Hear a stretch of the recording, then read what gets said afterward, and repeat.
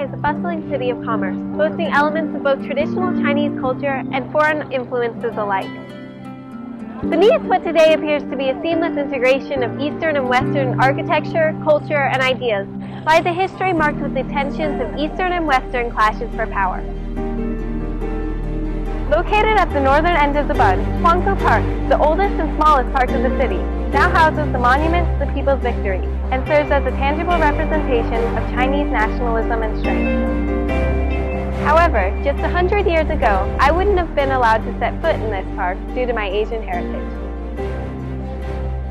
Under the Treaty of Nanking, the foreign occupation of Shanghai between 1842 and 1949 blurred the boundaries between extraterritoriality, invasion, and exploitation as foreign and local authorities vied for jurisdiction of the city. In the wake of this tension, social and legal responsibilities were neglected, rights were violated, and China experienced what would later be known as the 100 Years of Humiliation. Prior to the foreign settlement, China discouraged foreign interaction, claiming to be independent and self-sufficient. Britain introduced opium to Chinese markets in the early 19th century in an attempt to gain a foothold on the Chinese economy. Concerned with the effects that the addictive drug had on its populations, and with the economic advantage Britain was gaining, China clamped down on the opium market, destroying millions of dollars worth of British opium and detaining alleged foreign smugglers without trial. In anger, Britain invaded China in 1839, beginning the Opium War. The war ended with British victory on August 29, 1842, when China was forced to sign the Treaty of Nanking, granting Britain extraterritoriality in 5 treaty ports in China, including Shanghai. Initially, both the British and the Chinese were dissatisfied with the treaty. The economic gain from the treaty ports failed to meet British expectations. Meanwhile, much to the chagrin of the Chinese, the treaty removed foreigners from the jurisdiction of Chinese courts, granting them more rights than the local Chinese. The problem was there were actually hundreds of Chinese households in that territory, and so they actually had to be cleared out of the land in order to create a space in which foreigners could settle. And so they clearly felt as if they had been their territory had been occupied in that sense by foreigners. Several violent Chinese rebellions against the foreigners followed, the most prominent of which being the Taiping Rebellion in 1850 and the Boxer Rebellion in 1898. During the Boxer uprisings, Empress Dowager joined forces with the local Chinese in a war against foreign Christian missionaries, justifying the growing tensions between foreign and local. 这个意识形态呢，在那个时候的外国人里面是非常明显的。比如说，乘坐电梯，如果他是一个很在意自己所谓白人身份的人，他看到中国人进入，他是不会跟你乘坐同一个电梯的。 Prior to the Treaty of Nanking, Chinese law permitted foreigners to remain in Guangzhou only during the trading season. For the duration of their stay, traders were subject to the 8 regulations. In the Lady Hughes case of 1784 and Terra Nova case of 1821, alleged foreign criminals were killed without trials. However, all of that changed with the introduction of extraterritoriality in Shanghai. Extraterritoriality featured the exemption of citizens from Chinese laws while in specified regions. Different nations, including Britain, France, and Japan, established their own settlements within Shanghai. Foreigners only controlled part of the city. And even though many Chinese lived in that part of the city, there were other parts of the city that were governed by the Chinese government. Criminals and gangs used this lack of unified law to their advantage. This is the remainder of the city wall dividing the Old Chinese City and the French Concession. If I had committed a crime in the Old Chinese City, I could run across the street here to the French Concession, where I'd no longer be held accountable for local law. In this way, extraterritoriality facilitated the rise of crime, gangs, and prostitution within the city. Amidst this chaos, no authority could rise up to take full responsibility of Shanghai. As a result, these responsibilities were neglected. However, there were still governing entities that made attempts to regulate the city. Established in 1854, this building once housed the Shanghai Municipal Council. Ruled by foreigners, the council often passed unfair judgment against Chinese locals. As a result, the Chinese were infuriated that the law of their own city was now in the hands of these foreigners.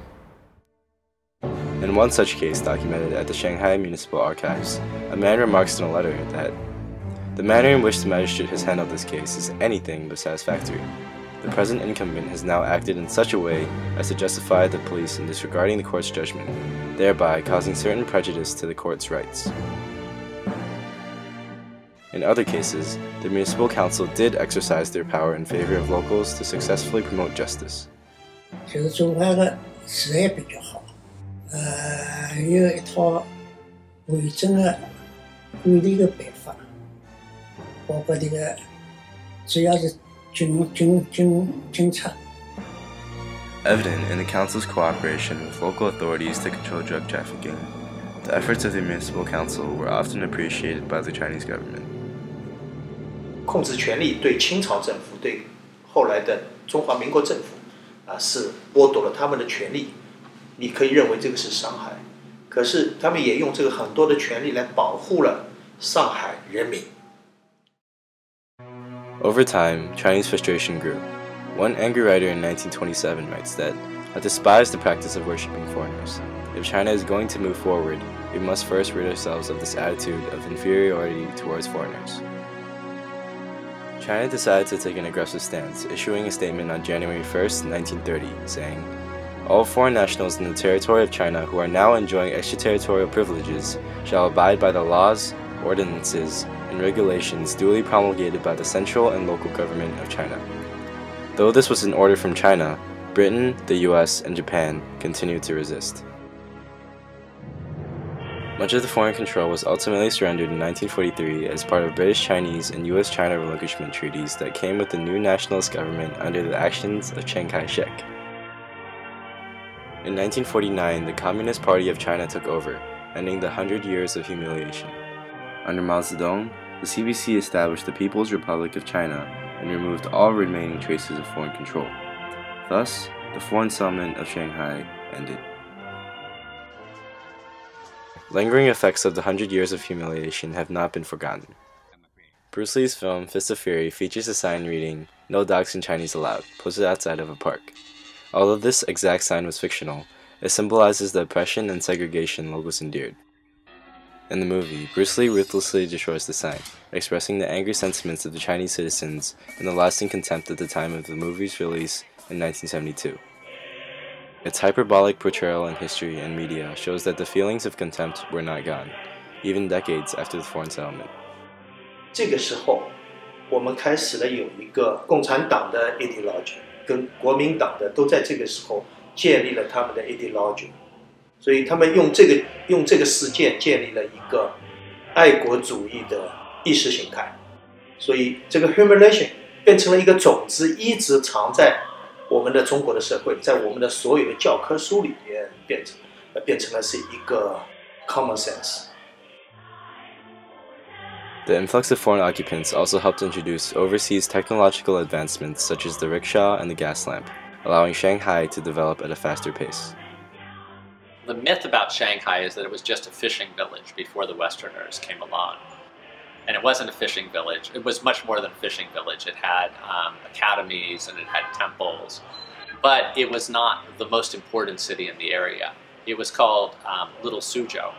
And then after the period of Shanghai's boom, then Suzhou started to seem more like a suburb of Shanghai. Shanghai is now regarded as one of the most technologically advanced and ethnically diverse cities in the world, boasting residents from over 214 different countries and regions. As of 2012, the city's foreign population has grown to roughly 210,000. There are currently over 20,000 foreign companies in Shanghai. Once an area of violated rights and disregarded responsibilities, Shanghai has now transitioned into an international commercial hub. Relations between locals and foreigners are friendly and even enthusiastic. Reminiscence of the foreign settlement lingers on, forming the city we now know today.